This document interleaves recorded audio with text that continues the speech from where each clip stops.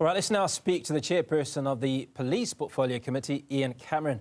Mr. Cameron, appreciate your time. Now, you being the chairperson, there's obviously certain ways in which things happen. And what we heard this afternoon from Mr. Mkhwanazi seems to suggest one of the few times that an individual in his position goes directly to the public and making such startling allegations, particularly at the police minister. Your reaction to this?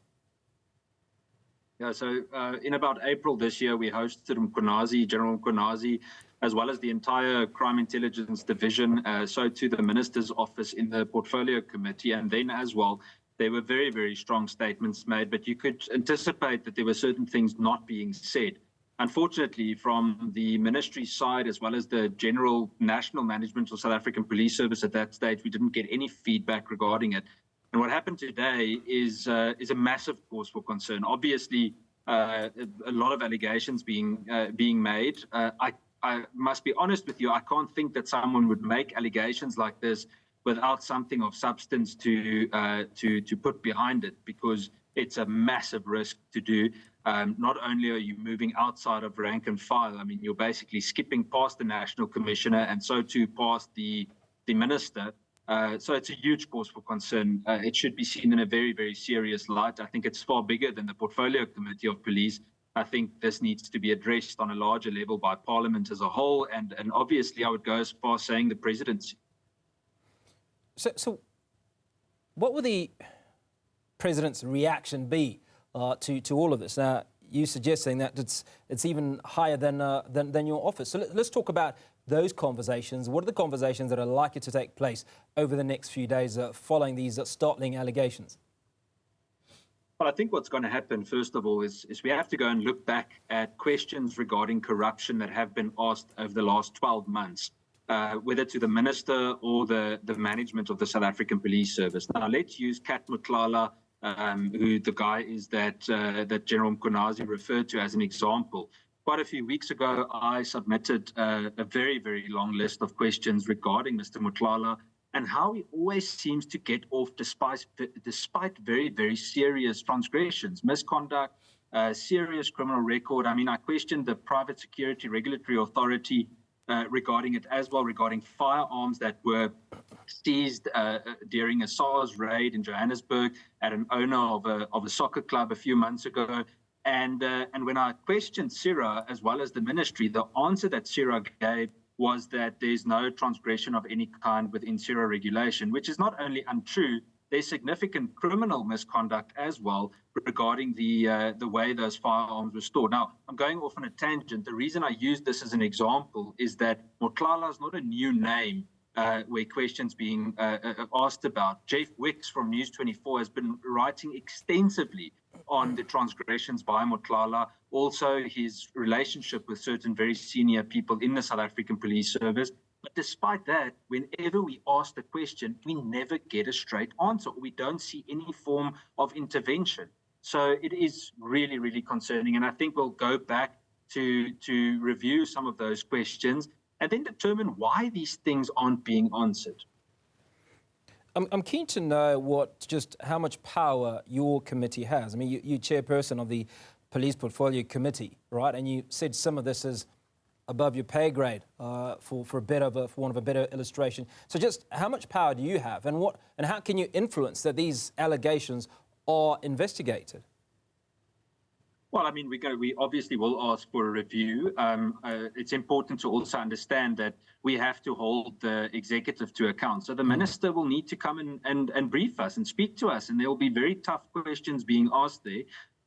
The reason why I say I think it's a bigger matter is because this is linked to far more than just the policing space. This has got touches on the transport industry, the taxi industry. It touches on several other parts. It touches on the Department of Health in Gauteng, amongst others. So there's a whole list of things. So I don't think it's purely with us. What we will do is we will do the necessary review, the necessary session where certain questions will be answered. We have a press briefing tomorrow at Parliament, a pre-scheduled one regarding the general work of the committee. But obviously this is going to most likely get most of the attention regarding that. And then we will need to ask those questions. What I want to see is why was no action ever taken regarding the mention of these individuals? Let's use, I'm not going to mention a specific general now, but let's say any of the divisional commissioners in the South African Police Service. Come and give me the evidence that you've done lifestyle audits. What were the outcomes of those lifestyle audits? Because we keep on asking about integrity testing, but we never get an answer regarding integrity test. Why is it possible that departments like FAMSA, Public Works, is running over 400 lifestyle audits at the moment? But in the police, we keep on getting told that it's done at an ad hoc basis, and we never get an answer when we demand for such an audit to be taken seriously. I must also mention that it feels to me like we were often sidestepped over the last few months. I've received a lot of attacks from our own committee members saying that the police don't answer questions. And I must be very honest, it seems to be the truth. In many cases, we don't get straight answers, and it makes it extremely frustrating to then work in that space. So what we'll have to start reverting to, if it continues that way, is to legally summon them to come and answer. And it's now also come to a point where a lot of what was mentioned seems to have indicated some kind of an untruth being told by certain police members. So we'll also have to consider what the formality or formal steps are to hold them accountable if they did lie to Parliament.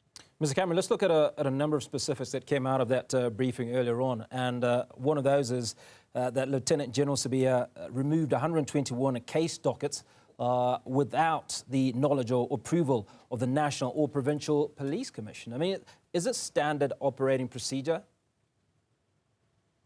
I'm not sure about the exact links or what the influence of the Provincial Commissioner on those investigations were, but what I can tell you is that from a Deputy National Commissioner, especially in terms of detection or in charge of the detective services, he does have the authority. He doesn't have to go and double check everything, but it also depends what kind of dockets. Now, if it's mentioned the way that it is, that it was all sensitive types of dockets or very serious offences and sensitive in nature, then obviously you would expect for certain checks and balances to be in place.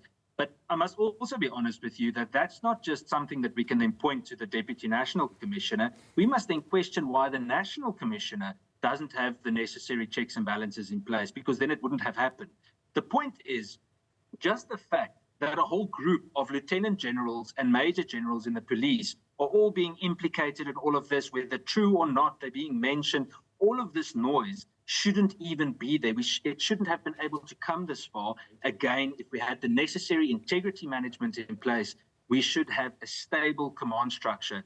Now you can understand why the police is in the chaos that it is in on ground level. Because if this is the way that it's going at the top, you can understand the chaos at the bottom. Well, at the top is Police Minister Senzo Mkhwanazi, who's been implicated. Right? What sort of conversations do we expect from your portfolio committee with the police minister?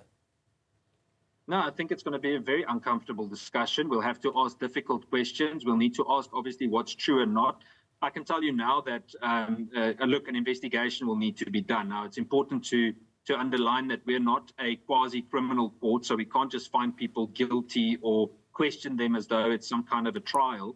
But what we can do is ask for, certain clarity on specific matters that were raised. And I think especially regarding the dockets, the criminal cases, why were they moved? What was the reason for them being moved? Who gave the go-ahead? Who gave the instruction to General Sabia? Who did all those cases have relation to? A lot of the things that were mentioned today are things that we can go and question that I believe will not have a detrimental effect on any form of criminal investigation, and that's what we will do.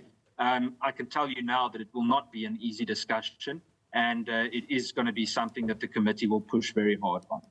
Mr. Cameron, we often speak of corruption, we speak of rot in various departments.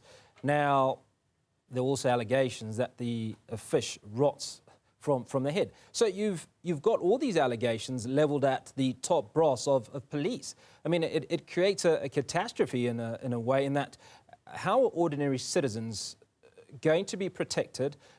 Does all this speak to the levels of crime that we're seeing in the country when so many individuals are being singled out or being fingered in this myriad of corruption or corrupt practices? Well, essentially, it's South Africans that are now suffering. We already have almost 70 people killed every day in the country. I mean, the Cape Flats, as an example, was a total bloodbath this past week with over 15 or 16 people killed just in one day, just in Mitchell's Plain, not mentioning all the other places. And the large majority of those murders and shootings, I believe, could have been stopped had we had the relevant intelligence structures in place. The point I'm trying to make is that that's just ground level intelligence. Now, if we look at this whole picture and everything that was said today, it shows you why we are completely compromised. The police on ground level, even the good career cops fighting the best they can with the limited resources they have, are completely left vulnerable, completely exposed. How are they meant to do an effective job if they are fighting blind? And essentially, it is the innocent, good, ordinary South African that bears the brunt of it, not the political elite, not the person that's well connected in the police, but the ordinary South African who essentially suffers because of ill and poor integrity management in the senior ranks of the SAPS.